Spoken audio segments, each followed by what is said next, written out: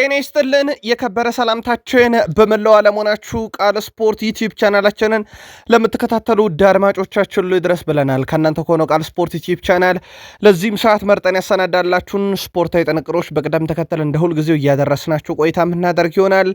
እስከ ፕሮግራማችን ፍጻሜ ዛሬም ቆዩን። ላይክ፣ ሰብስክራይብ፣ ሼር ማድረግ እንዳይረሳ ብለናል። በድጋሚ በቆይታችን ዛሬም ለእናንተ ውድ አድማጮቻችን በርከት ያሉ መረጃዎችን ስንይዝ አስቀድመን የአገር ቤት ጉዳዮችን እናደርሳችኋለን።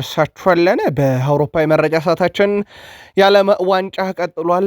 የምድብ የመጀመሪያ ጨዋታዎች በየምድቦቹ ሲካሄዱ ለየት ያሉ አነጋጋሪ ውጤቶችንና የአፍሪካውያንን ቡድኖች ስኬት ከምሽቱ ድል ጋር አያይዘን እናነሳዋለን። አፍሪካዊቱ ሀገር ድል ያደረገችበት ነበረ። ከዛ ውጪ በአውሮፓ ዙሪያ ባርሴሎና በዝውውር መስኮቱ ሰፊ እንቅስቃሴ እያደረገበት ስላለ ተጫዋች የማድሪድን ሰበር ወቅታዊ የዝውውር መረጃዎች ጨምሮ በርካታ ለየት ያሉ ጥንቅሮች ተይዘዋል። ላይክ እያደረጋችሁን አብራችሁን ቆዩን። በተወዳጁ የእንግሊዝ ፕሪሚየር ሊግም የመረጃ ሰዓታችን በርከት ያሉ አጫጭር ስፖርታዊ ጥንቅሮችን ይዘናል። በተለይም በዝውውር ጉዳይ ላይ ሰፊ መረጃዎችን ለእናንተ ውድ አድማጮቻችን የምናካፍላችሁ ይሆናል። በታላላቆቹ ክለቦች ከሲቲ ጋር በተያያዘ ወቅታዊና ሰፋ ያለ ጥንቅር በአንድ ተጫዋቻቸው ዙሪያ እናደርሳችኋለን። በሲቲም በኩል ጥሩ የሚባሉ ዜናዎች አሉ። በቡድን ዜና በቼልሲ በኩል ተጫዋቻቸው ለገበያ እንደቀረበ ይታወቃል። የዝውውር ጉዳዩን እናደርሳችኋለን። ከዛ ውጭ ቼልሲዎች ወደ ገበያ ወጥተዋል። ምክንያቱም ኮከብና ከዋክብቶቻቸውን እየለቀቁ ይገኛሉ። ከዚህ ጋር በተያያዘ ተቃውሞ ድምፆችን መሰማት ጀምረዋል። በሰማዮቹ በኩል ምናልባት የቃል ስፖርት ዩቲዩብ ቻናል የቼልሲ ደጋፊዎች ምልከታችሁን ታጋሩን ያላችሁ። ከሊቨርፑል ጋር በተያያዘ የሚሹት ተጫዋች በጣም አስደናቂውን ምሽት እናነሳለን። ወደ ሊቨርፑል የሚጠበቁ ተጠባቂ ዝውውሮችን የተመለከተም ልዩ ጥንቅር ይዘናል። ሊቨርፑልያም ሊያስቡበት ይገባል ስለተባለ ጉዳይ ጨምሮ በርካታ ጥንቅር ለሊቨርፑሎች በቃል ስፖርት ዩቲዩብ ቻናል። አርሰናል ይፋዊ ድርድር ጀምሯል። ውድ ቤተሰቦቻችን በአንድ ዝውውር ላይ እናነሳዋለን። አንድ ዝውውር የደረሰበትንም ደረጃ በተመለከተ ለአርሰናል ደጋፊዎች በዚህኛው የቃል ስፖርት ዩቲዩብ ቻናል የመረጃ ሰዓታችን ላይ ይዘናል። በቡድን ዜና በጣም ወሳኙንና አስደናቂውን የአርሰናል ተጫዋች የተመለከተ በጣም ልዩ ጥንቅር እናደርሳችኋለን። ከወቅታዊ ጉዳይ ጋር አያይዘን በአርሰናል የመረጃ ሰዓታችን በማንቸስተር ዩናይትድ በኩል በቀጣይነት የሚጠበቅ ሌላ ተጨማሪ ዝውውር አለ። በተለይም አማራጮችን በስፋት እያየ የሚገኘው ማንቸስተር ዩናይትድ ቤት ወቅታዊ ዝውውሮች እናነሳለን። ወደ ቡድኑ ቢመጡ ስለተባሉና እንዲመጡ እየተሰራባቸው ስላሉ ተጫዋቾች ዩናይትዳውያን በዓለም ዋንጫ እንዴት ያለ ጊዜን እያሳለፉ ነው የሚልን መረጃ ጨምሮ በርካታ ጥንቅር ተይዟል። በቃል ስፖርት ዩቲዩብ ቻናል ቆይታ ካደረጋችሁ እነኝና ሌሎች የተመራረጡ ርዕሰ ጉዳዮችን እናደርሳችኋለን። እስከ ፕሮግራማችን ፍጻሜ ዛሬም ቆዩን። ላይክ ስለምታደረጉን፣ ስለምታበረታቱን፣ ስለ ድጋፋችሁ፣ ስለ ሀሳብ አስተያየታችሁ ሁሉ አመስግነናል። 100,000 ሰብስክራይበር እየሰራን ነው። ላይክ እያረጋችሁ ለወዳጅ ዘመዶቻችሁ ማጋራት እንዳይረሳ። ቃል ነኝ። አብራችሁን ቆዩን። የኢትዮጵያ ፕሪሚየር ሊግ ውድ ቤተሰቦቻችን 35ኛ ሳምንት መርሃ ግብሮች ተጀምረዋል። ትላንትና ሁለት ጨዋታዎችን አደረስናችሁ። በሁለቱ ጨዋታ በተጨማሪ ሶስተኛው ጨዋታ የነበረው የኢትዮጵያ መድንና የድሬዳዋ ከተማ ጨዋታ ነበረ። ኢትዮጵያ መድን በ35ኛ ሳምንት ድሬዳዋ ከተማን 1-0 አሸንፏል። ወገን የገዛኸኝ ነው በ16ኛው ደቂቃ ላይ ግቧን አስቆጥሮ የነበረው። ከዚህ ጨዋታ በፊት ሲዳማ ቡና ኢትዮጵያ ቡና 2-1 ያሸነፈበት፣ ቅዱስ ጊዮርጊስ ደግሞ መቻልን 3-0 ያሸነፈበትን ጨዋታ አድርሰናችሁ ነበረ። የኢትዮጵያ ፕሪሚየር ሊግ በነገራችን ላይ ዛሬ ፍጻሜውን ሊያገኝ ይችላል። ሲዳማ ቡና በ64 ነጥብ እየመራ ነው። መቻል ትላንትና መሸነፉን ተከትሎ በ53 ነጥብ ከዋንጫ ፉክር ውጭ መሆኑን አረጋግጧል። ሁለተኛ ደረጃ ነው። ዛሬ ነገሌ አርሲ ከሐዋሳ ከተማ ጨዋታቸውን ያደርጋሉ። ይህ ጨዋታ በሐዋሳ ከተማ ድል አድራጊነት ከተጠናቀቀ ወይም ነገሌ አርሲ ነጥብ ከጣለበት በቀጥታ ሲዳማ ቡና የ2018 የኢትዮጵያ ፕሪሚየር ሊግ ሻምፒዮን ይሆናልና ጨዋታው በትልቁ ይጠበቃል። ቃል ስፖርት ዩቲዩብ ቻናል በምሽት መረጃችን ይህንን ውጤት የተመለከተ ልዩ ጥንቅር ይኖረናል። ወደ ባህር ማዶ መረጃችን ተሻገርን። በዓለም ዋንጫም የምድቡ የመጀመሪያ ጨዋታዎች እየተካሄዱ ይገኛሉ። ትላንትና በርከት ያሉ ያልተጠበቁ ውጤቶች ከተመዘገቡባቸው ስቴዲየም ውስጥ አንደኛው በኔዘርላንድና በጃፓን መካከል የነበረው ጨዋታ ነው። ጨዋታው 2-2 በሆናቸው ውጤት ተጠናቋል። በጨዋታው ላይ በኔዘርላንድ ብሔራዊ ቡድን በኩል ቨርጅል ቫንዳይክ 50ኛው ደቂቃ ላይ፣ ሰመርቪል 64ኛው ደቂቃ ላይ ሁለቱን የኔዘርላንድ ግቦች አስቆጥረዋል። በጃፓን ብሔራዊ ቡድን በኩል ናካሙራ 67ኛው ደቂቃ ላይ ካማዳ 89ኛው ደቂቃ ላይ ነው ሁለቱን ግቦች ማስቆጠር እየቻሉት። በዚሁ ምድብ ላይ በቀጣይ ሳምንት ቅዳሜ ኔዘርላንድ ከስዊድን፣ እሁድ ቱኒዚያ ከጃፓን ጋር የምድቡን ሁለተኛ መርሃ ግብራቸውን የሚያከናውን ይሆናል። ጨዋታውን በኦፕታ ቁጥራዊ መረጃ እናረጋግጠው። ጨዋታው 2-2 ተጠናቀቀ። ኔዘርላንድ 0.79 ገቢ ማስቆጠር ንጻሬ ነበራት። የጃፓን 0.54 ነበር። ሁለቱ ብሔራዊ ቡድኖች በኩል ሶስተኛ የሜዳ ክፍል ላይ የተወሰነ የጥራት ችግር እንደነበረ የሚያሳይ ቁጥር ነው። ሁለቱም 10-10 ሞክረዋል። የኔዘርላንድ 6ቱ ኢላማውን ጠብቋል። የጃፓን 3ቱ ብቻ ነው። የኳስ ቁጥጥር ብልጫ የኔዘርላንድ የተሻለ ነበረ። 60 በመቶ ኳሱን ተቆጣጥረውታል። ጃፓን 40 በመቶ ብቻ ነው ኳሱን የተቆጣጠሩት።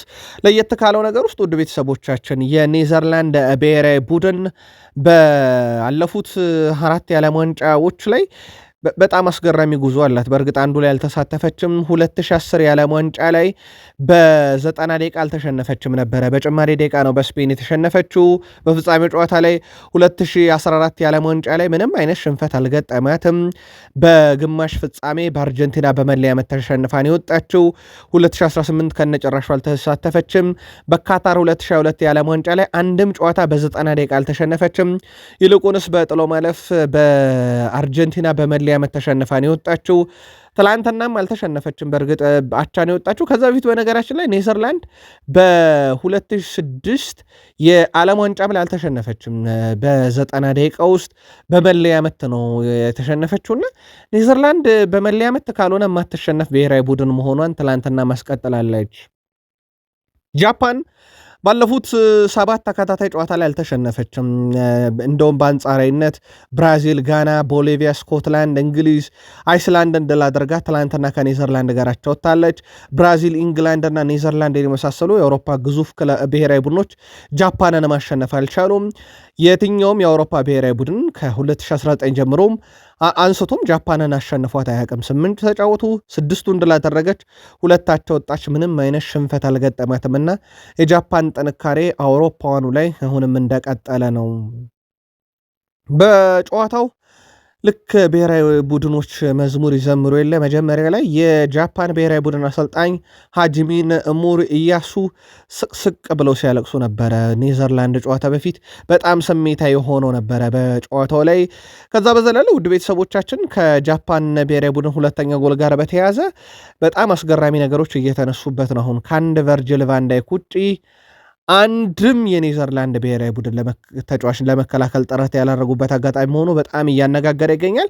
እስካሁን 7 የአውሮፓ ብሔራዊ ቡድኖች ይህን መረጃ ለእናንተ ስናደርስ ጨዋታቸውን አደርገው ከ7ቱ ብሔራዊ ቡድን 2ቱ ብቻ ናቸው ድል ያደረጉት። 3ቱ ብሔራዊ ቡድኖች ድል አላደረጉም። ባቻ ውጤት ነው ጨዋታቸውን ማጠናቀቅ የቻሉት። ኔዘርላንድን ጨምሮ ቦስኒያ እና ስዊዘርላንድ ይጠቀሳሉና የአውሮፓ ብሔራዊ ቡድኖች በጣም እየተቸገሩ ያሉበት የዓለም ዋንጫ ሆኗል። የጃፓን ብሔራዊ ቡድን ከኔዘርላንድ አቻቸው ጋር ባደረጉት መርሃ ግብር ላይ ጨዋታው 2-2 ከተጠናቀቀ በኋላ ጃፓኖች የተለመደ ተግባራቸውን በስቴዲየም ውስጥ ፈጽመዋል።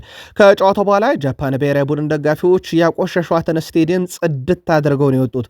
ሁሉም ደጋፊዎች ወደ ጨዋታው ሲመጡ ቆሻሻ ማጠራቀሚያ ላስቲኮችን ይዘው ስለመጡ ወዲያውኑ ያቆሸሹትን ስቴዲየም አጽድተው ቆሻሻውን በላስቲክ ከተው ነው የወጡት። የጃፓን ደጋፊዎች የተጠቀሙበትን ነገር አጽድተው የመሄድ ልምዳቸው የቀደመም ነው።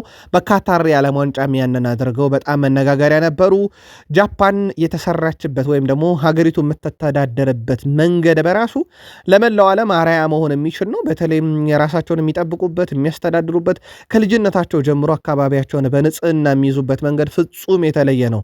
ትላንትናም ከኔዘርላንድ ጋር አቸውጡ። በነገራችን ላይ ቢሸነፉም ያንን አድርገውት ነው የሚወጡትና ውጤቱ ላይ ተመረኮዘም ስራ አይደለም የሚሰሩት። እንደ አጠቃላይ ጃፓኖች ትላንትና ስቴዲየሙን አጽድተው በተመሳይ ወጥተዋል።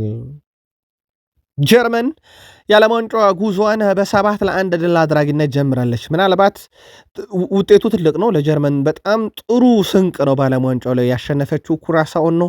ኩራሳው ለመጀመሪያ ጊዜ ነው በነገራችን ላይ የዓለም ዋንጫን እየተጫወተች ያለችው እና ፍጹም የተለያየ ዓለም ውስጥ ያሉ የዓለም ዋንጫ ጨዋታን ያደረጉት ሁለቱ። ለማንኛውም 7ቱ ግቦች ሲቆጠሩ ንሚንቻ 6ኛው ደቂቃ ላይ 1 ብሎ ጀመረ። ከዛ በኋላ 21ኛው ደቂቃ ላይ ኮመን እሺያ ለኩራሳው ግብ አስቆጠረ። በመጀመሪያ ዓለም ዋንጫዋ የመጀመሪያ ግቧ ነው ለኩራሳው ይሄ ግብ። ከዛ በኋላ ግን ተራው በሙሉ የጀርመን ነበረ። ሾልተርቤክ 38ኛው ደቂቃ ላይ ከሃቨርዝ በፍጹም ቅጣት ምት 45ኛው ደቂቃ ተጠናቆ በጨማሪ 5ኛ ደቂቃ ላይ ጀማል ሙሲያላ 47ኛው ደቂቃ ላይ ብራውን 68ኛው ዴኒስ ኡንዳፍ 76ኛው መልሶ ከሃቨርዝ 88ኛው ደቂቃ ላይ ነው ኳስና መረብን ከመረብ ያሳረፉት። ሃቨርዝ ሁለት ጎሎችን ለጀርመን ብሔራዊ ቡድን አስቆጠር ማለት ነው። ጀርመን 7 ጎሎችን ስታስቆጥር 6ቱ በተለያዩ ተጫዋቾች ተቆጥረዋል። የጀርመን ብሔራዊ ቡድን በዓለም ዋንጫው ታሪክ በርካታ ግቦችን ያስቆጠረ ሆኗል። ባየር ሙኒክ ደግሞ በርካታ የዓለም ዋንጫ ግብ ያስቆጠሩ ተጫዋቾች ያሉት ቡድን እንዲሆን አስችሎታል። ትናንትና በርካታ የባየር ሙኒክ ተጫዋቾች ግብ አስቆጥረዋል። ጀርመን ከኮት ዲቫር፣ ኩራሳው ከኢኳዶር፣ የምድቡ ሁለተኛ ጨዋታ ደግሞ በቀጣይነት ይደረጋል። ጨዋታውን በቁጥር እንግለጸው ውድ ቤተሰቦቻችን። ጀርመን ኩራሳውን 7-1 ስታሸንፍ ጀርመን 4 ግብ የማስቆጠር ንጻሬ ነበራት በጨዋታው ላይ። ኩራሳው 0.4 ነው፣ ኦልሞስት ከምንም ግብ አግኝታለች። ጀርመን ደግሞ ተጨማሪ 3 ጎሎችን አግኝታለች ማለት ይቻላል። ጀርመን 26 ሞክራለች፣ ኩራሳው 8። ጀርመን 12ቱ ኢላማውን ጠብቋል፣ ኩራሳው 2 ብቻ። ጀርመን 65% የኳስ ቁጥጥር ነበራት፣ ኩራሳው 35% ብቻ። ፍጹም የተለያዩ ብሔራዊ ቡድኖች ናቸው በነገራችን ላይ በዓለም ዋንጫው ላይ የተገናኙት። ምናልባት የጀርመን 7 ግብ ማስቆጠር ካነሰ እንጂ በጣም የተጋነንም ሊባል አይችልም። በሁለቱ ብሔራዊ ቡድኖች ጥራት አንጻር ከተመለከት ነው። የጀርመን ብሔራዊ ቡድን በዓለም ዋንጫ 239 ግብ አስቆጥረዋል። ይሄም በእግር ኳስ ታሪክ በዓለም ዋንጫ በርካታ ግብ ያስቆጠረች ሀገር ያረጋታል ጀርመን። ብራዚል በ238 ሁለተኛዋ ናት። በዓለም ዋንጫ ላይ 5 ጨዋታዎች ብቻ ናቸው 7 እና ከዛ በላይ ጎሎች የታየባቸው፣ 3ቱ ደግሞ በጀርመን የተቆጠሩት። ሳውዲን 2002 ላይ 8-0፣ ብራዚልን 2014 ላይ 7-1፣ ትላንትና ኩራሳውን 7-1 አሸንፋለች እና ከ5ቱ 7 ከተቆጠሩ የዓለም ዋንጫ ግቦች 3ቱ የተቆጠሩት በጀርመን ብሔራዊ ቡድን ነው።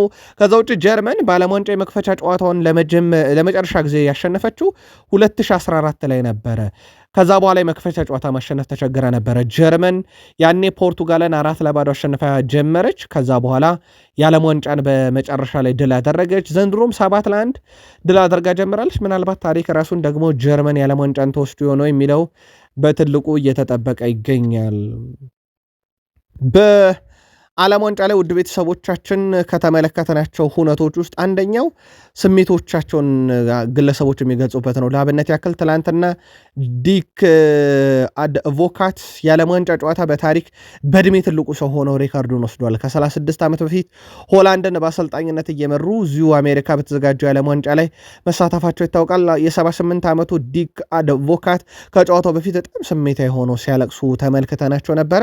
አንጋፋው አሰልጣኝ ሆነዋል አሁን በዓለም ዋንጫ ላይ ጨዋታን እየመሩ የሚገኙት። በነገራችን ላይ ዲክ አድቮካት ከሳቸው በመቀጠል ኩባክ በዚህኛው የዓለም ዋንጫ በ74 ዓመታቸው፣ እንዲሁ በዚህኛው የዓለም ዋንጫ የደቡብ አፍሪካ ሁጎ ብሩስ በ74 ዓመታቸው ከ1 እስከ 3 ያለውን 3ቱም ሪከርዱን መውሰዳቸው ይታወቃል። ትናንትና እሳቸው ወስደውታል።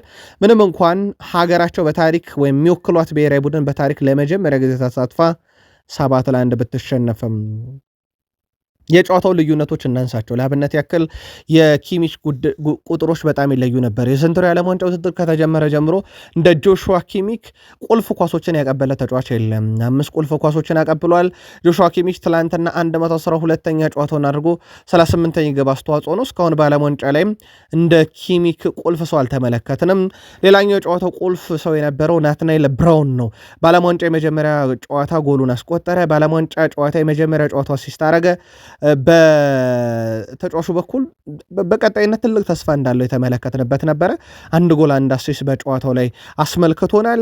ሌላኛው ልናነሳው የወደድ ነው ኒክ ሾልት ቤርክ ነው። የቦሩሲያ ዶርትመንዱ ተከላካይ 1 ጎል አስቆጥሯል። በቀጣይ ማድሪድ ቤት ይጠበቃል። 10 የተሳኩ የመከላከል ተግባራትን ፈጽሟል። 3 ኢንተርሴፕሽኖች ነበሩት ወይም ኳስ አቋርጧል። 5 ኳሶችን ከግብ ክልሉ አርቋል። 8 ኳስ መልሶ ማግኘት ችሏል። 100% የአየር ላይ ኳሶችን አሸንፏል። በጣም የተለየ ምሽት አሳልፈዋል። በፊፋ የዓለም ዋንጫ የተሳተፈ በዕድሜ ትንሹ ሰው አሁንም ግብፃዊ ግብ ጠባቂ ኢስማኤል ሃዳሪ ነው። በ45 ዓመቱ ተጫውቷል። ይሄ ሪካርድ ይሰበራል ተብሎ አይታሰብም፣ ምናልባት ማኑኤል ኖየር ቀጣዩን የዓለም ዋንጫ ካልተጫወተ በስተቀር። ማኑኤል ኖየር በ40 ዓመቱ የተጫወተ 7ኛው ተጫዋች ሆኗል። በዕድሜ አንጋፋው ተጫዋች በዓለም ዋንጫ ላይ የተመለከት ነው። ሌላ ጀርመናዊ እናንሳ። ዴኒስ ኡንዳፍ ከጀርመን ብሔራዊ ቡድን ጋር 10 ጨዋታ 7 ጎል 4 አሲስት አለው። ዴኒስ ኡንዳፍ ትላንትና 1 ጎል አስቆጥሮ 2 አሲስት አድርጓል። ተቀይሮ ነው የገባው። በጣም አስደናቂ ነበረ። እንዳጠቃላይ ትላንትና የጀርመን ብሔራዊ ቡድንን በዓለም ዋንጫ ጉዟ ላይ በራስ መተማመኗን ተነሳሽነቷን ከፍ ሊያደርግ የሚችል ለኩራሳኦ ደግሞ በታሪክ ለመጀመሪያ ጊዜ በተሳተፈችበት ጨዋታ ገቢ ያስቆጠረችበት ነበር። የኩራሳኦ ደጋፊዎች በእያንዳንዱ ብሔራዊ ቡድኑ ሲያደርገው በነበረው እንቅስቃሴ ደጋፊዎቹ የነበራቸው ደስታ ፍጹም የተለየ ነበር። ለማንኛውም ጀርመን የዓለም ዋንጫን በ7-1 ጀምራለች። በጣም ያልተጠበቀ ሊባል የሚችል ግን ለአፍሪካውያን በራስ መተማመንና ቀጣይ ጨዋታቸውን ለሚያደርጉ የአፍሪካ ተወካይ ብሔራዊ ቡድኖች ትልቅ ስንቅ የሆነ ድል ነው የተመዘገበው። አይቮሪ ኮስት ትላንትና ድል አድርጋለች። ወደ ቤተሰቦቻችን በአይቮሪ ኮስት በኩል የዓለም ዋንጫዋን በድል ነው የጀመረችው። ያውም 1-0 በሆነ ውጤት ድል አድርጋ አይቮሪ ኮስት ትላንትና ኢኳዶርን 1-0 በሆነ ውጤት ድል ስታደርግ ለአይቮሪ ኮስት አማድ ዲያሎ 90ኛው ደቂቃ ላይ ነው ብቸኛዋን ድል የማድረጊያ ግብ ከመረብ ያዋሃደው። አማድ ዲያሎ ወጣቱ ወይም በዕድሜ ትንሹ አይቮሪያን ተጫዋች ሆኗል። በዓለም ዋንጫ ታሪክ ግብ ያስቆጠረ በ23 ዓመት ከ11 ወሩ ነው ግብ ማስቆጠር የቻለው። አማድ ዲያሎ አይቮሪ ኮስት ከ2014 በኋላ ለመጀመሪያ ጊዜ ዓለም ዋንጫ ጨዋታዋን ድል ስታደርግ ግብ አስቆጣሪው ተጫዋች መሆን የቻለበትም ሆኗል። በጣም ልዩ ምሽት ነበረ ለአይቮሪ ኮስትና ለአፍሪካውያን። በጨዋታው የአንዶ ሜንዲ ጨዋታን አድርጓል። በዕድሜ ትንሹ አይቮሪያን ተጫዋች ሆኗል። በዓለም ዋንጫ ላይ የተጫወተ ትልቅ ተስፋ የታየበት ነው። ትናንትና የአንዶ ሜንዲን መቆጣጠር በአንድ ተጫዋች እንደማይቻል ምናልባት ጨዋታውን የተከታተለ ሰው በደንብ አይቶታል ብለን እናስባለን። በእርግጥ ሌሊት የጀመረ ጨዋታ ነበረ፣ ግን የአንዲዮ ሜንዲ ፍጹም የተለየ ተጫዋች ነው። ፍጹም የተለየ ተጫዋች ነው። ውድ ቤተሰቦቻችን የጨዋታውን ኮከብ የነበረው በነገራችን ላይ የአንዲዮ ሜንዲ ነው። የድሪብል ችሎታው ፍጹም ይለያል። ምናልባት ሃይላይቶቹን ተከታተሉት። በምሽቱ ጨዋታ እንዴት ኢኳዶሪያንን ሲያተረማምሳቸው እንደነበረ በአውሮፓ ውስጥ ለምን እንደተፈለገም ትላንትና በደንብ አሳይቷል። ጀርመን ምድቡን በ3 ነጥብና በበርካታ ግቦች ትመራዋለች፣ በ6 ግብ። አይቮሪ ኮስት በ3 ነጥብና በ1 ግብ ትከተላለች። ኢኳዶር በ0 ነጥብና በ1 ግብ ዕዳ ሶስተኛ፣ ኩራሳኦ በ0 ነጥብና በ6 የግብ ዕዳ 4ኛ ደረጃ ላይ ከምድቡ ተቀምጧል። አፍሪካውያንን ግን እንኳን ደስ ያላችሁ ማለት እንወዳለን። አይቮሪ ኮስት የአፍሪካውያንን ልብ ከሚያሞቀው ድል በኋላ ጋዜጣዊ መግለጫ ላይ አማድ ዲያሎ ሀሳቡን አጋርቷል። ሀገሩ ኮት ዲቫርን አሸናፊ ያደረገች ግብ ያስቆጠረው አማድ ዲያሎ ታሪክ ለመስራት ነው የመጣ ነው ብሏል። ለአብዛኛው የቡድን አባላት ይህ ውድድር አዲስ መሆኑን የገለጸው አማድ የመጣ ነው ግን ታሪክ ለመስራት ነው ብሏል። በአማድ ዲያሎ የመጨረሻ ደቂቃ ግብ የተሸነፉት ኢኳዶሮች ግን ፍትሐዊ ውጤት አይደለም ብለዋል። በተለይም በ3 አጋጣሚ ለግብ የቀረቡ ቢሆንም የግብ አግዳ የመለሰባቸው፣ ከዛ በኋላ በዳኝነት ደግሞ አድሎ ተፈጽሞብናል ብለዋል። አማድ ዲያሎ ግን ለታሪክ መስራት ነው የመጣ ነው፣ ታሪክ ሰርተናል ብለዋል። አንዲዮ ሜንዲ የጨዋታ ኮከብ ነበረ። አይቮሪ ኮስት በቀጣይ ወደ ቶሮንቶ በማቅናት ከምድቡ መሪ ጀርመን ጋር ወሳኙን ጨዋታ ታደርጋለች። ጀርመን 7-1 አሸንፋ ነው ይህን ጨዋታ የምታደርገው። አይቮሪ ኮስትን በእርግጥ ድል አድርጋ ነው። የሁለቱ ብሔራዊ ቡድኖች ጨዋታ ይጠበቃል በቀጣይነት። አቻም መውጣት ለአይቮሪ ኮስት ከጀርመን ጨዋታ በራሱ ትልቅ ነገር ሊሆን ይችላል። ለማንኛውም ከምድቡ ለማለፍ ግን በጣም ወሳኝ የተባለ ድል ነው የምሽቱ ወይም የሌሊቱ የአይቮሪ ኮስትም ድል። የዓለም ዋንጫ ይቀጥላሉ። ውድ ቤተሰቦቻችን ዛሬ በርከት ያሉ ጨዋታዎች ይቀጥላሉ። ለኢትዮጵያን በጣም ምቹ ሰዓት 2 ትልልቅ ጨዋታዎች አሉ። አንደኛው ስፔን ከኬፕ ቨርዴ የሚያደርጉት ጨዋታ ነው። ምሽት 1 ሰዓት ሲል ይጀምራል። ይሄ በጣም ጥሩ ሰዓት የሚጀምረው ጨዋታ ነው። ከዛ በኋላ ደግሞ ቤልጅየም ከግብፅ ጋር ምሽት 4 ሰዓት ይጫወታሉ። ይህም ሌላ ለኢትዮጵያን በጣም ምቹ ሰዓት የሚደረግ መርሃ ግብር ነው። ከዛ በኋላ ያሉ ጨዋታዎች ግን ለኢትዮጵያንም በጣም አስቸጋሪ ግን በዛውም ልክ ኢትዮጵያን የሚጠብቋቸው ብሔራዊ ቡድን ጨዋታዎች አይደሉም። ለአብነት ያክል ሳውዲ አረቢያ ከኡራጋይ ይጫወታሉ። ከሌሊቱ 7 ሰዓት ይጀምራል። ኢራን ከኒውዚላንድ ይጫወታሉ። ከሌሊቱ 10 ሰዓት ይጀምራል። ምናልባት ይህን ጨዋታ ለየት የሚያደርገው ኢራን አሜሪካ ላይ ገብታ የምትወጣበት ጨዋታ ነውና በተወሰነ መንገድ ፖለቲካ ይዘት ያለው ጨዋታ ሊሆን ይችላል ይሄኛው ሞር። ከዛ ውጭ ግን ሁለቱ ጨዋታ እንዳልኳችሁ ስፔን ከኬፕ ቨርዴ ምሽት 1 ሰዓት፣ ቤልጅየም ከግብፅ ምሽት 4 ሰዓት ጀምሮ ጨዋታቸውን ያደርጋሉ። ካልተሳሳትኩ የስፔንና የኬፕ ቨርዴ ጨዋታ በኢትዮጵያ ውስጥ አንድ በግል ጨዋታዎችን በሚያስተላልፈው ሚዲያ ቀጥታ ሽፋን ያገኛል ተብሎ ይጠበቃል። የስፔንና የኬፕ ቨርዴ ጨዋታ ላይ ግን ለተመልካቾቻችን ጥቂት መረጃ እናክል። ስፔን ከኬፕ ቨርዴ ዛሬ ምሽት 1 ሰዓት ጀምሮ የምድብ ኤች የመጀመሪያ ዙር ጨዋታቸውን ያደርጋሉ። ማርሲዴስ ቤንዝ ስቴዲየም ላይ ጨዋታው ይደረጋል። አህዳም ማክማህደም ይህንን ጨዋታ በመሃል ሜዳ ዳኝነት ይመሩታል። ካላፍ ደግሞ የቫር ዳኛ ናቸው። ስፔን በመጨረሻዎቹ 5 ጨዋታ ሁለቱን ድል አድርጋ በ3ቱ አቻ ወጥታለች። ኬፕ ቨርዴ በበኩሏ ባለፉት 5 ጨዋታ 2 ድል አላት፣ 2 አቻ፣ 1 ጨዋታ ተሸንፋለች። ለመጀመሪያ ጊዜ ጨዋታቸውን ያደርጋሉ ስፔን እና ኬፕ ቨርዴ በዓለም ዋንጫ ታሪክ ላይ። በሁለቱ ብሔራዊ ቡድኖች በኩል ፍጹም የተለያየ ዓለም ውስጥ ያሉ ሁለት በዓለም ዋንጫ የሚጫወቱ ብሔራዊ ቡድኖች ናቸው። ስፔን ፍጹም የተለየ አስደናቂ ብሔራዊ ቡድን ሆና ለዓለም ዋንጫ የምትጠበቅ፣ ኬፕ ቨርዴ ደግሞ ጥቂት ህዝቦችን ይዛ በዓለም ዋንጫ የምትሳተፍ ብሔራዊ ቡድን ሆኖ የሚያደርጉት ፍልሚያ ነው። ቅድመ ግምት ልታደርሱን ትችላላችሁ። ሌላኛው ለኢትዮጵያን በጣም ምቹ በሆነ ሰዓት የሚደረገው የዛሬ ዓለም ዋንጫ እና ኢትዮጵያንም ያዩታል ተብሎ የሚጠበቀው የቤልጅየም እና የግብፅ ጨዋታ ነው። ልክ ዓለም ከደቡብ አፍሪካ በተቃራኒ ነበረ። ነፃ እርምጃ ዜጎች ላይ ስትወስድ ስለነበረ ደቡብ አፍሪካን ያልደገፉ አፍሪካውያን ይበዙ ነበረ። ምናልባት በኢትዮጵያና በግብፅ መካከል ባለው የጂኦፖለቲካል ሽኩቻ ምክንያት በርካታ ኢትዮጵያውያን ዛሬ ከቤልጅየም ጎን ቆሞ ያዩታል ተብሎ የሚጠበቅ የዓለም ዋንጫ ነው። ቤልጅየም ከግብፅ ምሽት 4 ሰዓት ጀምሮ ጨዋታው ይደረጋል። ሉሚን ፊልድ ላይ ጨዋታው ይደረጋል። ራሞና ቤቲ የዛሬውን ጨዋታ በመሃል ሜዳ ዳኝነት ሲመሩት፣ ዳንኤሎ ማኒስ በቫር ዳኝነት ጨዋታውን ይመሩታል። ቤልጅየም በመጨረሻ 5 ጨዋታ 4ቱን ድል አድርጋ አንዳቸው ወጥታለች።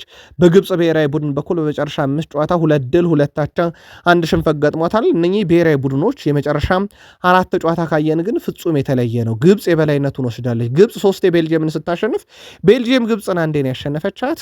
አቻ ወጥተዋል አያውቁም በመጨረሻ 4 ጨዋታ። ዛሬስ ማን ሊቀናው ይችላል? ድጋፋችሁ እስከ ወዴት ነው? ከቤልጅየም ከግብፅ ምልከታችሁን ልታደርሱን ትችላላችሁ። ዓለም ዋንጫ ላይ የብራዚል ብሔራዊ ቡድን በተጠበቀው ልክ አይደለም። ከሞሮኮ ጋር አቻ ወጡ። በእርግጥ የሞሮኮ ብሔራዊ ቡድንም በጣም ትልቅ ክሬዲት ሊሰጠው ይገባል በጨዋታው ላይ በነበረው እንቅስቃሴ።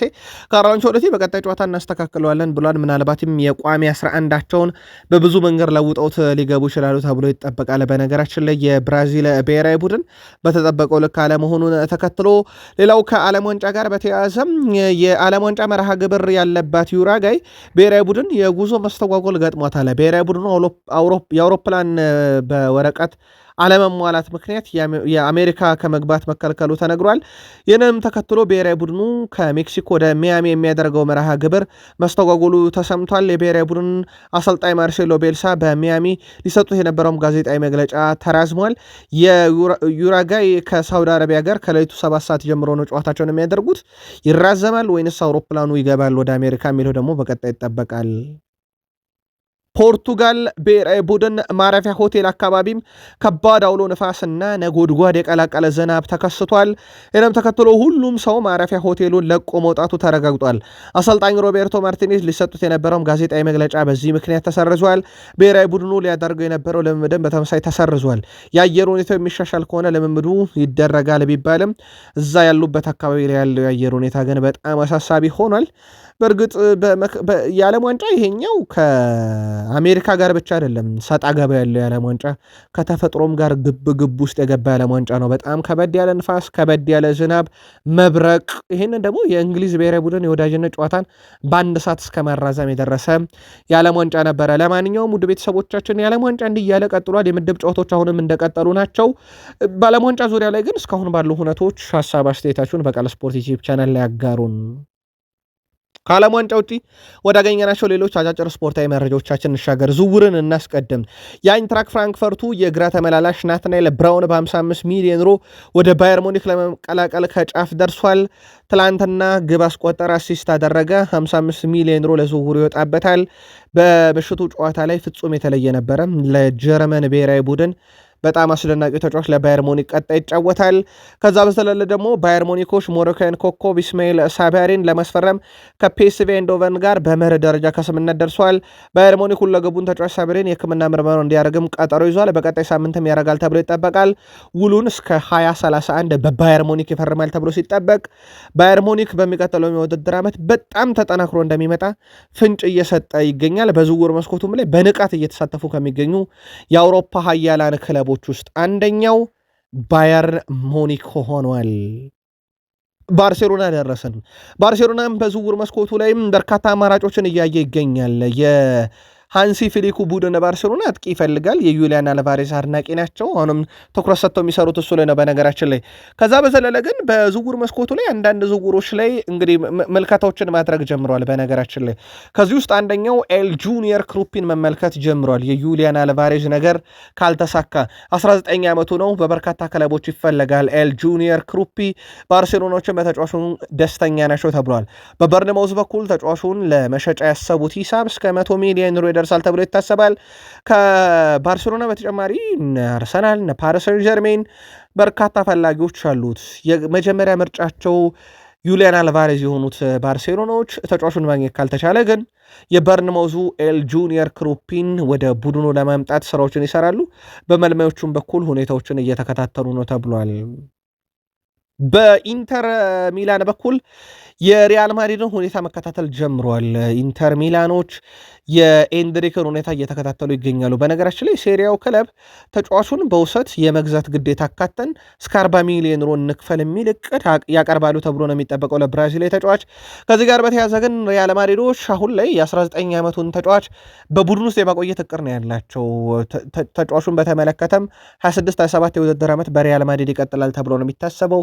በብራዚል ብሔራዊ ቡድን ባለመሆን ይገኛል። ጆዜ ሞሪኖም ፈቃድ ሰጥተዋል ተብሏል። ወይም ደግሞ የቡድናቸው አካል እንዲሆን ፍላጎት አላቸው ተብሏል። በሊል በኦሎምፒክ ሊሆን በጣም አስደናቂ የሆነ ጊዜን ካሳለፈ በኋላም ወደ ቡድኑ ተመልሶ እንደሚጫወት ይጠበቅ ነበረ።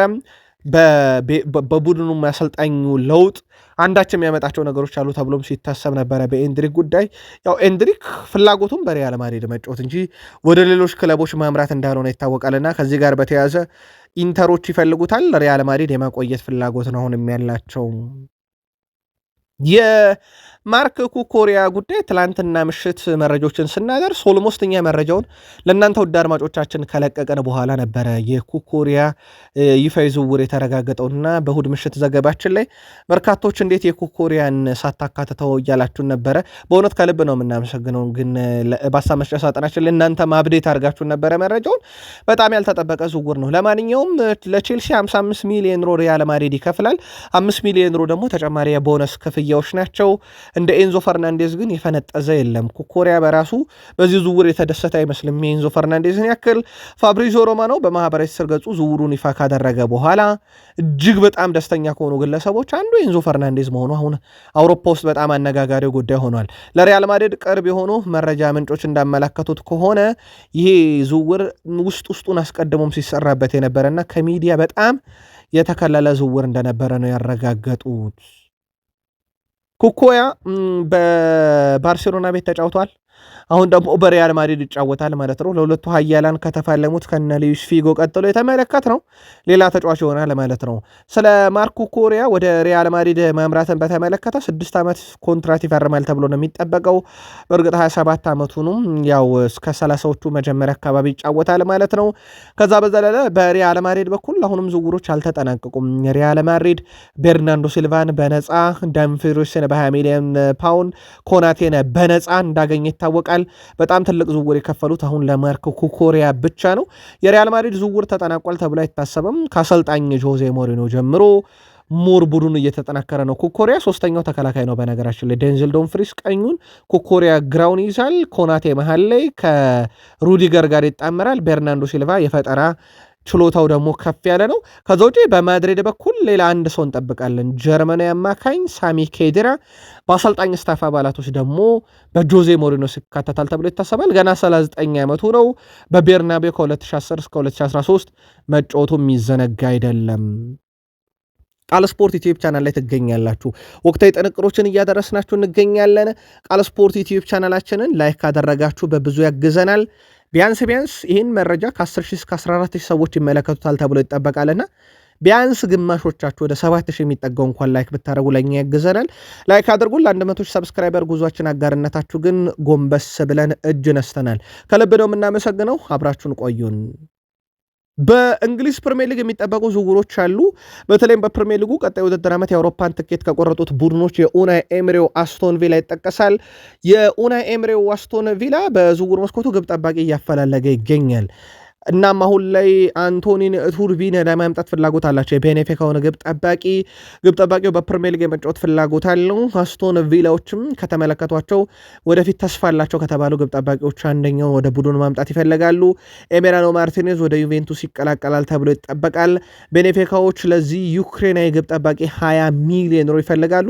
በሁለቱ ክለቦች መካከል በቀጣይ ሳምንት ጀምሮም ድርድር ይደረጋል ተብሎ ይጠበቃል። አስቶን ቪላዎች በዋነኝነት ወደ ቡድኑ እንዲመጣ ከሚፈልጉት ውስጥም ነው። በማንቸስተር ሲቲ በኩል አሁን እፎይታ ያገኙ ይመስላል። በእርግጥ ትላንትናም በቃል ስፖርት ዩቲዩብ ቻናል አረጋግጠነዋል የተከላካዩን ኮንትራት ሊያገኙ የሚችሉበት በጣም ሰፊ እድል እንዳለ ማለት ነው። የኤንዞ ማሬስካ ምቅር ነው ተብሏል። የቀጣዩ የሲቲ አሰልጣኝ ማንቸስተር ሲቲዎች የጆሽኳ ግቫርዲዮልን ኮንትራት እስከ 2031 ያራዝሙታል። ሪያል ማድሪዶች ፍላጎት የነበራቸው ቢሆንም አሁን ላይ ማርኮ ኮሪያን ማግኘታቸውን ተከትሎ ይህ ዝውውር ላይ አይሰሩም ተብሏል። እናም ተጫዋቹም በሲቲ ቤት ይቀጥላል ማለት ነው። በሌላ ሂሳባዊ ስሌት ከዚህ ጋር በተያያዘ ተጫዋቹ ኮንትራቱን ሲፈርም ተጨማሪ የደሞዝ ክፍያና ጥቅሞችንም ጭምር ያገኛል። ኤንዞ ማሬስካም የፕሮጀክታቸው አካል ነው ተብሏል። የእሳቸው ሹመት ይፋ የማይደረግበትን ምክንያት በተከታታይ አድርሰናቸዋል። ከቼልሲ ጋር ባለ የስንብታቸው ጋር የተያዙ አንዳንድ አንቀጾች ችግር ምክንያት ነው።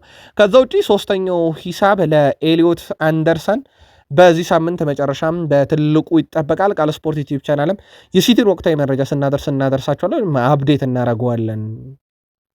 ኤቨርተን 30 ሚሊዮን ፓውንድ ተጠይቋል በቼልሲ ለሊያም ዴላፕ ዝውውር። ዴቪድ ሞይስ 23 ዓመቱን የአጥቂ ስፍራ ተጫዋች ወደ ቡድናቸው ማምጣት ይፈልጋሉ። የአጥቂ ስፍራውን ለማጠናከር ቼልሲዎች በሁኔታው ላይ የመጨረሻ ውሳኔዎችን አልወሰኑም። ቼልሲ በነገራችን ላይ አጠቃላይ ክፍያው ከ40 ሚሊዮን ፓውንድ በላይ እንዲበልጥ ይፈልጋሉ፣ የቦነስ ክፍያን ጨምሮ። በነገራችን ላይ ኤቨርተን ብቻ አይደለም የሊያም ዴላፕ ፈላጊ የተባለው፣ ኒውካስል ዩናይትድም የተጫዋቹ ፈላጊ ነው እየተባለ ነው። ይሄም ለቼልሲ የሚፈልጉትን የዝውውር ሂሳብ ለማግኘት ያግዛቸዋል። ተጫራቾች በብዙ ቁጥር እስከ 40 ሚሊዮን ፓውንድ አጠቃላይ ክፍያ፣ ቀጥታ ሽያጩ 30 ሚሊዮን ፓውንድ አካባቢ ግን በቼልሲ በኩል የተቀመጠለት ሂሳብ ነው። ማርክ ኩኩሪያ የሪያል ማድሪድ ተጫዋች ይሆናል። በነገራችን ላይ ከዓለም ዋንጫው ጉዞ በኋላ ስፔን እንደሄደችበት ርቀት ይወሰናል ማለት ነው። ከዚህ ጋር በተያያዘ ትላንትና በልምምድ ማዕከል የኬሊያን ምባፔን የደስታ አገላለጽ ሲጠቀም ነበረ በልምምድ ቦታ ላይ እና ዝውውሩ ምን ያህል ያልተጠበቀ ነበረ የሚለው እንዳለ ሆኖ ሪያል ማድሪዳዊ ሆኗል። እዛው በስፔን ካምፕ ውስጥ በጣም ያልተጠበቀ ዝውውር ነው። ምክንያቱም ባርሳና አትሌቲኮ ማድሪድ ቤት ነበር ሲጠበቅ የነበረው፣ በተለይም ባርሴሎና ቤት ፍጹም ሲጠበቅ የነበረ ተጫዋች ነው። ሪያል ማድሪድ ለመጨረሻ ጊዜ ከቼልሲ ያስፈረመው ተጫዋች ኤዲን ሃዛርድ ነው። ምን እንደገጠመው ደጋግመን ነግረናቸዋል። ሃዛርድ የእግር ኳስ ሕይወቱ ያበቃው ቼልሲን ለቆ ወደ ሪያል ማድሪድ ሲሄድ ነው። በሪያል ማድሪድ ሃዛርድ ከተጫወተው ጨዋታ ይልቅ ሃዛርድ በጉዳት ባሳለፈበት ጊዜ ማድሪድ የበላው ዋንጫ ብዛት ይበልጣልና ምናልባት ከሃዛርድ በኋላ የሄደው ኩኮሪያ ሲቀናው የሆነው የሚለው በትልቁ ይጠበቃል። ጆኮል እኔ በዣቪ አሎንሶ ቦታ ብሆን፣ በአሁኑ አሰልጣኝ ዣቪ አሎንሶ ቦታ ብሆን ኮከቦችን አቆያለሁ ብሏል። ያንን የሚያስፈልገውን ገንዘብ ለማግኘት ሲባል ሌሎች 4 ወይም 5 ተጫዋቾችን ትሸጣለህ እንጂ ኮከብ አትሸጥም እያለ ይገኛል። እናም በአሰራር ደረጃም የተለመደ ነገር ኮከብ ሸጠህ አይደለም ገንዘብ የምታገኘው፣ 4-5 ለቡድኑ የማይጠቅሙትን ነው ሸጠ ገንዘብ ማምጣት ያለብህ ብሏል ጆኮል። ዋንጫ ለማሸነፍ ቡድንን በተጫዋቾች ዙሪያ ነው የምትገነባው። ልክ ሚኬል አርቴታ በአርሰናል፣ የርገን ክሎፕ በሊቨርፑል፣ ጋርዲዮላ በሲቲ ያደረጉት ይሄን ነው። ኮከብ ሸጠው የገንዘብን አቅም ሳይሆን የጨመሩ ኮከብ አምጥተው ዋንጫ ነው ያመጡት። ገንዘብ ስትፈልግ 5 ተጫዋች መሸጥ ይኖርብሃል እንጂ እንደዛ ማድረግ የለብም ብሎ ተችቷል የቼልሲን ዝውውር። ከዛ ውጭ ቼልሲ ተከላካይ እያፈላለገ ነው። አማራጮች አሉ። ዣቪ አሎንሶ የሚያውቁት ግራማልዶ በባየር ሊቨርፑሰን ቤት አለ። ይህን ተጫዋች ለማምጣት እየተመለከቱ ነው ተብሏል። ሌሎችንም አማራጮች ይመለከታሉ ሰማዮቹ ያንን ቦታም ለመተካት። ቼልሲ ከባየር ሌቨርኩሰኑ ግራማልዶ በተጨማሪ የግራ መስመር ተከላካይ ሲፈልጉ ማክሳራሁን ከስፖርቲንግ ሊዝበን እየተመለከቱ ነው። ኡራጋይ ኢንተርናሽናል በቀጣይነት ኮኮሪያን ለመተካት ከተያዙ አማራጮች ውስጥ አንዱ ሆኖ ቀጥሏል። ትልቁ ችግር ግን 80 ሚሊዮን ዩሮ የውል ማፍረሻ አለው በተጫዋቹ በኩል። ቼልሲዎች ግን ከ50 ሚሊዮን ዩሮ በላይ መክፈል አይፈልጉም። አጠቃላይ የኮኮሪያን ሂሳብ ነው ፈሰስ ሊያደርጉ ፍላጎት ያላቸው 60 ሚሊዮን ዩሮ ነው አጠቃላይ ከነ ቦነሱ። ለዚህም ዝውውር በጣም ከፈሉ ከተባለ ቼልሲዎች ያቀረቡት እቅድ ቢወሰድ 50 ሚሊዮን ዩሮ ነው። የውል ማፍረሻው 80 ሚሊዮን ዩሮ ላይ ለመደራደር ፍላጎት አላቸው ተብሏል። በቀላሉ ይሆናሉ የሚለው ይጠበቃል። በቼልሲ በኩል ግን ለዚህ ዝውውር ይደራደራሉ ተብሎ ይጠበቃል። ምናልባት ከቼልሲ ጋር በተያያዘ ኩኩሬያ ተሰናበተም፣ ኤንዞ ፈርናንዴስ ደስታውን ለመግለጽ የቀደመው የለም ብያቸዋለሁ። በዚህ ዝውውር ላይ ኤንዞ ፈርናንዴስ ትላንትና ምሽት ደስታውን በዛ መልኩ ከገለጸ በኋላ በኩኩሬያ ዝውውር እሱ ደግሞ ቀጣዩ ሪያል ማድሪድ ተጫዋች የመሆን ፍላጎት አለው። ቼልሲ ተጫዋቹን ማቆየት ይፈልጋል። 120 ሚሊዮን ፓውንድ ለዝውውሩ ደግሞ ለጥፎበታል። ማድሪዶች በአማካኝ ስፍራ ላይ የመጨረሻ ውሳኔያቸውን አልወሰኑም። ሮድሪን ትተውታል። የዌስትሃሙ ፈርናንዴዝን እቅድ ለጊዜው አቁመውታል።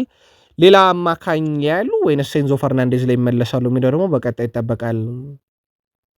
በቼልሲ በኩል የዝውውር ሁኔታው በዚህ መልኩ በጣም አነጋጋሪ ሆኗል። ምልከታችሁን አጋሩ። ወደ ሊቨርፑል መረጃ እንሻገር። በሊቨርፑል በኩል ልናነሳ የወደድነው ደግሞ ያን ዲዮሜንዴን ነው። ምናልባት ሌሊት የነበረውን የኢኳዶርና የአይቮሪ ኮስት 1-0 ያሸነፈችበትን ጨዋታ የተመለከተ ሰው ካለ ስለ ያን ዲዮሜንዲ ሊቨርፑል ለምን ፈለገው፣ ለምን የሳላ ተተኪ ሊያደርገው ፈለገ፣ ምንም እንኳን በተለያየ አቅጣጫ ቢጫወቱም የተለያየ ባህሪ ቢኖራቸውም እንደ ቡድን ለመተካት ግን በጣም ወሳኝ ተጫዋች መሆኑን ትላንት በደንብ አስመልክቷል። ፍጹም የተለየ ነበረ። ምናልባት የአርሰናሉ ተጫዋች ፔሮ ሄንካፔ ለዚህ ምላሽ መስጠት የሚችል ተጫዋች ይመስለኛል። ያን ዲዮሜንዲን መያዝ ፈተናው ምን ያህል ከባድ እንደሆነና ሊቨርፑሎች በበርካቶች ዘንድ መልማዮቻቸው ያዩት ተጫዋች ተደንቆላቸዋል። ሊቨርፑል በቀጣይ ደግሞ ይህን ዝውውር የሚፈጽሙት ከሆነ በፕሪሚየር ሊጉ ከባዱ ተጫዋች ከሚቀጥሉ ዓመት ጀምሮ በሊቨርፑል እንዲሁ ልንመለከተው እንችላለን። ሊቨርፑል አሁንም ጠንካራ ስራዎችን እዚህ ዝውውር ላይ እየሰራ እንደሆነ ይታወቃል። አሁንም ስምምነት ያልተደረሰው ከክለቡ አርቤ ሌፕዚግ ጋር እንደሆነ ይታወቃል። ሌላው በሊቨርፑል የሚጠበቁ ሁለት ተጫዋቾች አሉ። የፊት መስመር አጥቂው ኤል ጁኒየር ክሩፒና አሌክስ ስኮት አማካኝ ስፍሩ ላይ እየተጠበቁ ይገኛሉ። የአንዲ ኢራኦላ መምጣት በተለይም እነኚህ ሁለት ዝውውሮች ለመፈጸም ትልቅ አጋጣሚ ሊፈጥርላቸው ይችላል ተብሎ ይጠበቃል። በነገራችን ላይ ከዚህ ጋር በተያያዘ በዝውውሩ ላይ የአንዲ ኢራኦላን ሚና በተመለከተም በርካቶች ሀሳባቸውን አጋርተዋል። አንዲ ኢራኦላ በቀድሞ ተጫዋቾቻቸው ላይ ፍላጎት አላቸው፣ ቢያመጧቸውም ብዙም አይገርምም እያለ ነበር አለን ሺረር። በቀጣይ በሊቨርፑል ቤት ሁለቱ ተጫዋቾች እንዲሁ ይጠበቃሉ።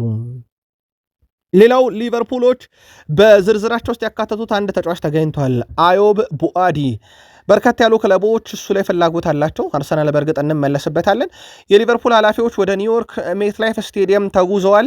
ይህን ተጫዋችም ሲጫወት ለማየት ነው ተብሏል። በርካታ አማራጮች ያሉት ሊቨርፑል በዝውውር መስኮቱ ላይ የዚህን ተጫዋች ሁኔታ መከታተል ጀምሯል። በነገራችን ላይ ግን ዝውውሩ ቀላል ነው ተብሎ አይታሰብም። እንመለስበታለን። ከዚህ ተጫዋች ዝውውር ጋር በተያያዘ ተጨማሪ መረጃ ስለያዝንበት ግን ሊቨርፑልም ተካቷል። ሌላው የሊቨርፑል ሰዎች አሁን ላይ ትኩረት ሌላ የሰጡት ጉዳይ የኮንትራክት ማራዘም ሂደት ነው። በተለይም ደግሞ እንደ ማድሪድ ያለ ቡድን ከነማረጋገጫው እንዴት ተጫዋች አስኮበለለ በነፃ የሚለውን የሊቨርፑልን ያክል መስካሪ ክለብ አናገኝም። አምና ትሬንት አሌክሳንደር አርኖልድ እንዴት እንዳጡት ይታወቃል። አሁን ደግሞ ኮናቴን አጡት። ቀጣይ ሴቦዝ ላይ ነው እንደዚህ ሊያጡት የሚችሉት። በማድሪድ ዝርዝር ውስጥ ያለ ተጫዋች ነው። በነገራችን ላይ ፍሎሬንቲኖ ፔሬስ ኮከቦችን በየክለቦቹ እየሄዱ ያሳምናሉ፣ ኮንትራት አትፈርሙ በሚል ከዛ በኋላ ተጫዋቹን በነፃ ይወስዷቸዋል ጠቀም ያለ ደሞዝ አቅርበውና አሁን ዶሚኒክ ሴቦዝ ላይም ላይ ቦርዱ ትኩረት ያደርጋል ተብሎ ይጠበቃል። በዝውውር ጉዳይ ላይም አርሰናል ቤት ደረስን። ውድ ቤተሰቦቻችን ሻምፒዮኖቹ ራሳቸውን በብዙ የሚያጠናክሩበት ሌላ ክረምት አምና ካጠናከሩበት መንገድ አንጻር ዘንድሮ አርሰናልን በትልቁ የሚጠበቅ ቡድን ነው። በነገራችን እንዴት ነው ራሱን የሚያጠናከር ተብሎ አርሰናል አዮብ ቡአዲን ነው አሁን ላይ በጣም ትኩረት ሰጥቶ እየሰራበት የሚገኘው። አርሰናል ይህንን ዝውውር ለመፈጸም ይፋዊ ስራዎችን ጀምሯል። በነገራችን ላይ ንግግሮች ተጀምረዋል በሊል ሰዎችና በአርሰናል ሰዎች መካከል በዚህ ዝውውር ጉዳይ ላይ ባለሟንጫ ይገኛል እሱ ከሞሮኮ ብሔራዊ ቡድን ጋር ሚኬል አርቴታም ይህንን ተጫዋች ወደ ቡድኑ ለማምጣት ጥረቶችን ያደርጋሉ። ይህም የተረጋገጠ ነው። ወይም ደግሞ ልክ እነ ራይስን ሲያመጡ እሳቸው በጥብቅ እንደተሳተፉት ዝውውር ላይ እዚህም ዝውውር ላይ ይሳተፋሉ ተብሎ ይታሰባል። ከሪያል ማድሪድ፣ ከፓሪስ ሰን ዠርሜን፣ ከቼልሲ፣ ከሊቨርፑል ቀላል ፈተና አይደለም ያለው።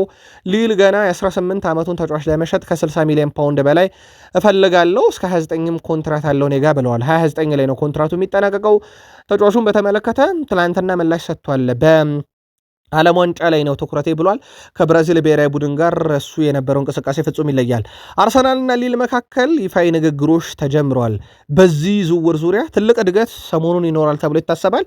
አርሰናልና ሊል ውይይት ካደረጉ በኋላ አሁን ከጀመሩት ንግግር በኋላ ተጫዋቹን ለመሸጥ ፈቃደኛ ከሆኑ እና አርሰናልም ለመግዛት ያቀረባቸው ፕሮፖዛሎች ስምነት ከተደረሰ ይፋዊ ድርድር በገንዘቡ ዙሪያ ይጀመራል። አርሰናል ለረጅም ጊዜ እየሰራበት የሚገኘው የሌስተር ሲቲው የወደፊት ተስፋ ተብሎ የተያዘው ጀርሚ ሞንጋን በተመለከተ የ5 ሚሊዮን ፓውንድ ልዩነት አሁንም እንደቀጠለ ነው። አርሰናል 10 ሚሊዮን ፓውንድ አቀርበዋል። ሌስተር ሲቲ ከ15 ሚሊዮን ፓውንድ በላይ ይፈልጋል። አጠቃላይ 20 ሚሊዮን ፓውንድ ሊደርስ ይችላል እንደውም ክፍያው። ታዲያ ከዚህ ጋር በተያያዘ አርሰናሎች 10 ሚሊዮን ፓውንዱ ለመሳመን የሚደረገው ጥረት አሁንም ተጠናክሮ ቀጥሏል። ለአርሰናል በራስ መተማመናቸው በዚህ ዝውውር ላይ ከፍ የሚያደርገው ጀርሚ ሞንጋን ለማምጣት የተጫዋቹ ብቸኛ የሚፈልገው አርሰናልን መቀላቀል መሆኑ ነው። በጣም አደገኛ ወጣት ተጫዋች በነገራችን ላይ ምናልባት የሌስተር ሲቲን የሻምፒዮንሺፕ ጨዋታ ላየ በጣም አደገኛው ወጣት ተጫዋች ነው። በነገራችን ላይ ከእድሜው በላይ የድሪብል ስኬቱ ፍጹም የተለየ ነውና አርሰናሎች በራስ መተማመናቸው አሁንም ከፍ ያለ ነው። እዚህ ዝውውር ላይ 10 ሚሊዮን ፓውንዱ ነገር ግን አሁንም ትልቁ ውዝግብ የፈጠረው ነው በሁለቱ ክለቦች መካከል። ካይ ሃቨርዝ ትላንትናም ግብ አስቆጠረ። ትላንትናም ለአገሩ በጣም ወሳኝ ነበረ። የአርሰናሉ የፊት መስመር አጥቂ በ59 ጨዋታ 24 ጎል 16 አሲስት 39 ግብ አስተዋጽኦ አለው ለጀርመን። ሃቨርዝ ባከናወናቸው የመጨረሻ ጨዋታ ለአርሰናል ከበርንሌ ጋር ግብ አስቆጠረ፣ ከፓላስ ጋር አሲስት፣ ከፔሼ ጋር የፍጻሜ ጨዋታ ላይ ግብ አስቆጠረ በሻምፒዮንስ ሊግ። ከዛ በኋላ ከአሜሪካ ጋር በወዳጅነት ጨዋታ ትላንትና ከኩራሳው ጋር በዓለም ዋንጫ የምድብ የመጀመሪያ ጨዋታ ላይ 2 ጎሎችን አስቆጠረ። ከሃቨርዝ በ60 የሀገራት ጨዋታ 41ኛ ግቡ ነው።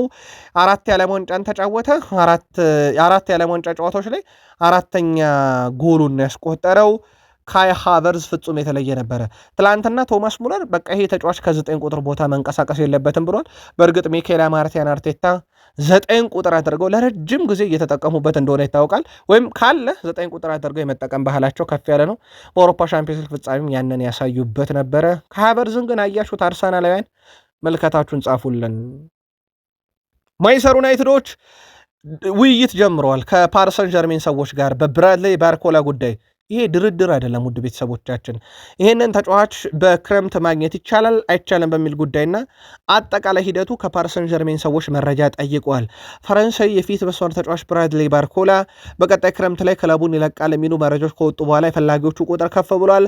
ማንቸስተር ዩናይትድ በቀጣይ ውድድር ዓመት የአውሮፓ ሻምፒዮንስ ሊግ ተሳታፊ ክለብ መሆኑ ቀጣይ ዓመት የሻምፒዮንስ ሊግ ከሚሳተፍ ክለብ ተጫዋች ለማምጣት አይቸገሩም። የዩናይትድ ብራንድ አይደለም ሻምፒዮንስ ሊግ ተሳታፊ ሆኖ ሻምፒዮንስ ሊግ ሳይሳተፍ እነ ኩናን፣ ብራያን ቤሞን፣ ቤንያሚን ሼሽኮን ከሌሎች ፈላጊ ክለቦች የነጠቀ ክለብ ነው። ብራንዱም በዓለም አቀፍ ደረጃ በፕሪሚየር ሊግ ውዱ ክለብ እንዳደረገውም ይታወቃል። አሁን ደግሞ ሻምፒዮንስ ሊግ ተሳታፊ መሆኑ ሌሎች ዝውውሮችን ለመፈጸም ያግዟልና የብራድሌይ ባርኮላ ሁኔታ እየተከታተለ ነው። ንግግሮች ጀምረዋል በፓሪስ ሰን ዠርሜን ሰዎችና በዩናይትድ ሰዎች መካከል። የፈላጊዎቹ ቁጥር በዛው ልክ ነው። ዩናይትድ ምን ያህል ርቀት እዚህ ዝውውር ላይ ሄዳል የሚለው በክረምት ይጠበቃል። ማቲያስ ፈርናንዴዝ በዚህ የዝውውር መስኮት ዩናይትድን የሚቀላቀለው ሁለተኛው አማካኝ ይሆናል ተብሎ ይታሰባል። በተጫዋቹና በማንቸስተር ዩናይትድ መካከል ከተደረገ ውይይት በኋላ ተጫዋቹ ዩናይትድን ለመቀላቀልና በጥቅማ ጥቅም ዙሪያ ከስምነት ደርሷል። ጄሰን ዊልኮክስ እና ካይል ማክሌ ዝውውሩን በበላይነት እየመሩት ይገኛሉ። በዩናይትድ በኩል ስምነቱን ከግብ ለማድረስ ከዌስትሃም ዩናይትድ ጋር የሚደረገው ድርድር ሲቀጥል ዌስትሃም 80 ሚሊዮን ፓውንድን ክፈሉኝ ይላል። ዩናይትድ አጠቃላይ ክፍያው በራሱ ከ65 ሚሊዮን ፓውንድ በላይ እንዲበልጥ አይፈልጉም። ድርድሩ እንደቀጠለ ነው። ተጫዋቹ መስማማቱ ለዩናይትድ ነገሮችን ሊያቀል ይችላል ተብሎ ሲታሰብ፣ በዚህ ሳምንትም አንደኛው እድገት ያገኛል ተብሎ የሚታሰበው ዝውውር ነው። ሌላው በዚህ አንድ ብለን በጀመርነው ሳምንት ላይ የሚጠበቀው ዩናይትድ ቤት ግራ መስመር ተመላላሹ የሊሶል ጉዳይ ነው። ድርድሩ ተጠናክሮ ቀጥሏል። ማንቸስተር ዩናይትድ በዚህ ሳምንት ሊጨርሳቸው ካሰባቸው ዝውውሮች አንደኛው ነው። በተለይም ነገሮች እየከበዱ ከመምጣታቸው በፊት እናም ክለቦች በዝውውር መስኮቱ ላይ ተቀናቃኝ ከመሆናቸው በፊት ሊጨርሰው ካሰበው ዝውውር ነው። ትላንትና ማርኮ ኮሪያ ወደ ሪያል ማድሪድ ማቅናቱ ከተረጋገጠ በኋላ ወይም እንደሚያቀና ከተረጋገጠ በኋላ በዩናይትድ ዝርዝር ውስጥ የነበረው ሰው ተቀንሷል ማለት ነው ኮሪያ። ስለዚህ አሁን በዩናይትድ ዝርዝር ውስጥ ግንባር ቀደም የሆነው የኒካስል ዩናይትድ ሊሶል በዩናይትድ ጠንካራ ስራዎች ተሰርቶበት በዚህ ሳምንት ዝውውሩ ላይ እልባት ይሰጣል ተብሏል። ከዛ ውጭ ግን ሩቢንሰን ይገኛሉ። የፉልሃሙ የግራ ተመላላሽ ካልተሳካ ዩናይትድ ፊታቸውን ወደዛ ያዞራሉ ተብሎ ሲጠበቅ፣ ሌላው ሪዮ ፈርዲናንድ ደግሞ እኛም አዮብ ቦዋዴን ማምጣት አለብን፣ ይህ ተጫዋች በዩናይትድ መጫወት አለበት እያለ ነው። የሊሉ ሞሮኮዊ ተጫዋች እንዳልኳቸው አርሰናል ንግግር ጀምሯል ከሊል ጋር። ሊቨርፑል ተጫዋቹን አሜሪካ ድረስ ሄዶ አይቶታል። ዩናይትድም ያምጣለን የሚለው ደግሞ ሪዮ ፈርዲናንድ ነው። ዩናይትዳውያን በዓለም ዋንጫ በርካታ ተጫዋቾቻቸውን ልከዋል። ለአብነት ያክል በአርጀንቲና ብሔራዊ ቡድን ውስጥ ሌስ አንድሮ ማርቲኔዝ ይጠቀሳል። ሀገሬን ለመወከል በጣም ጓጉቼ እየጠበቅኩኝ ነው ብሏል። ሌላው ግን ዩናይትዳውያንን ልብ የሚያሞቀው የአማድ ዲያሎ ምሽት ነበረ። ሌሊት በጀመረው ጨዋታ አይቮሪ ኮስት ኤኳዶርን 1-0 ስታሸነፍ አፍሪካዊቷ ተወካይ አማድ ዲያሎ ግብ አስቆጥሯል። ያውም ከ2014 በኋላ አይቮሪ ኮስት በዓለም ዋንጫ የመጀመሪያ ድሏ እንድታገኝ 90ኛው ደቂቃ ላይ ነው ግብ ያስቆጠረው። በጣም ጥሩ እንቅስቃሴን አድርጓል። በነገራችን ላይ የዩናይትድ ደጋፊዎች አንድ ቅሬታ ሲያቀርቡበት ነበር አማድ ዲያሎ ላይ ከአፍሪካ ዋንጫ በኋላ ጠፍቷል የሚል ነበረ። ትናንትና ግን ለሀገሩ 90ኛው ደቂቃ ላይ ግብ አስቆጥሮ ድፍን 3 ነጥብ እንድታገኝ ያስቻለ ምሽት እንድታሳልፍ አድርጓል። አማድ ዲያሎ 90ኛው ደቂቃ ላይ ያስቆጠራትም ግብ በጣም ቆንጆና ቴክኒካል ግብ ነበረች። ዩናይትዶች አሁን ላይ በተጫዋቹ እንቅስቃሴ እንዲተማመኑ ያደረገም ነበር። ጨዋታውን ግን ተከታተላችሁት ወይ? ምልከታችሁን በሀሳብ መስጫ ሳጥናችን ላይ እንዲሁ ልታጋሩን ትችላላችሁ። ቃል ስፖርት ላይ ናችሁ ውድ ቤተሰቦቻችን። ለ100,000 ሰብስክራይበር ጥቂቶች ይቀሩናል። አሁንም አጋርነታችሁ ለወዳጅ ዘመዶቻችሁ ሼር ማድረግ እንዳይረሳ። በሀሳብ መስጫ ሳጥናችን ላይ በርካቶች ላይክ እያደረጉ ዜናዎቻችን እንዲያዩ ስለምታበረታቱ ፍጹም አመስጋኞች ነን። ይህንንም መረጃችንን ላይክ ሳታደረጉ እንዳትወጡ። የዓለም ዋንጫ ቀጥሏል። ቃል ስፖርት ዩቲዩብ ቻናላችን መረጃው ተጠናክሮ ቀጥሏል። የኢትዮጵያ ፕሪሚየር ሊግ ዛሬ ሊጠናቀቅ ይችላል። በምሽት መረጃችን እናጠቃልለዋለን። የዝውውር መስኮቱ በይፋ ተከፍቷል። ከዚህ በኋላም በዝውውር መስኮቱ ላይ ሰፊ መረጃዎች ይኖሩናል። ላይክ፣ ሰብስክራይብ፣ ሸር ስላደረጋችሁንም አመስጋኞች ነን።